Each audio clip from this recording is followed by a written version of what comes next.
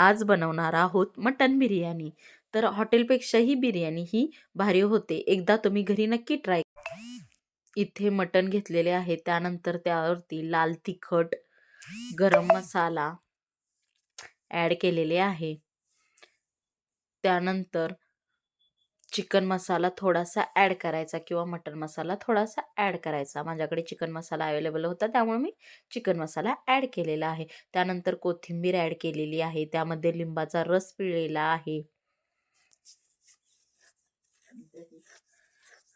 त्यानंतर थोडंसं गरम मसाल्याची केलेली पूड टाकलेली आहे। त्यानंतर ते व्यवस्थित मॅश करून घ्यायचं आहे। त्यामध्ये दही ॲड केलेले आहे आणि व्यवस्थित मॅश करून घ्यायचं आहे। बघू शकताय कलर किती चेंज झालेला आहे। त्यानंतर हळद त्यामध्ये ॲड केलेली आहे।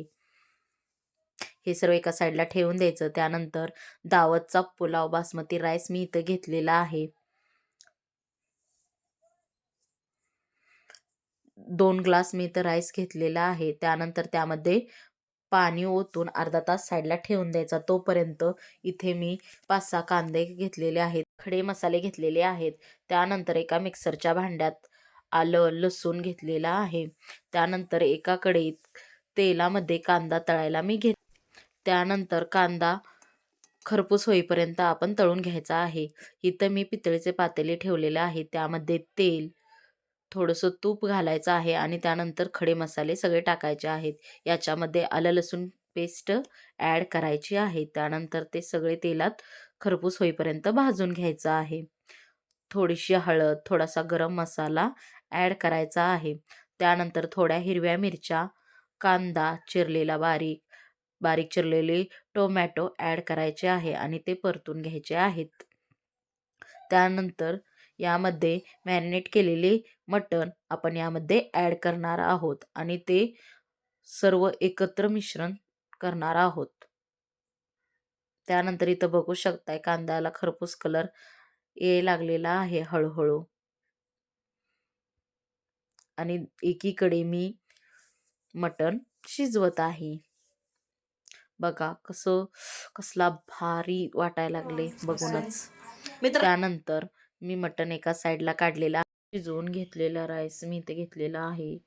त्यानंतर पितळच्या पातेल्याच्या आतमध्ये मी थोडेसे तूप लावलेले आहे आणि त्याच्यावरती भाताचा एक लेयर दिलेला आहे। त्यानंतर वर मटणाचा एक लेयर दिलेला आहे आणि त्याच्यानंतर वर अजून भातचा लेयर देऊन त्याच्यावरती केसरचं पाणी, चिकन मसाला थोडासा ॲड केलेला आहे।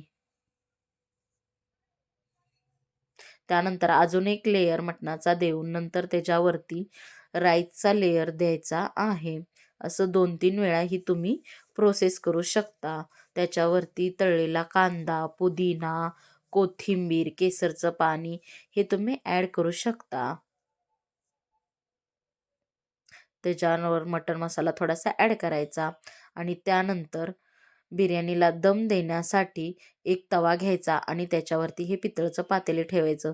15-20 मिनटं त्याला वाफ द्यायची। त्यासाठी कडेने आपण त्याला कणिक लावू शकतो। पूर्ण पातेल्याला आपण कणिक लावून घ्यायची आहे। तर इथं बघू शकताय कशा प्रकारे आपण कणिक लावलेली आहे।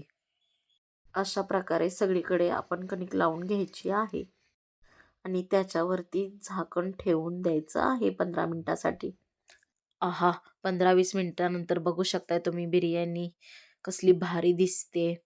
भात कसा सुट्टा सुट्टा झालेला आहे। बिर्याणी खाण्यासाठी रेडी आहे। तुम्हाला जर माझी रेसिपी आवडली असेल तर माझ्या चॅनलला सबस्क्राईब करा।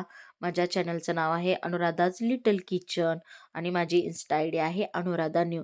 तर एकदा तुम्ही नक्की सबस्क्राईब, लाईक, फॉलो, कमेंट करा।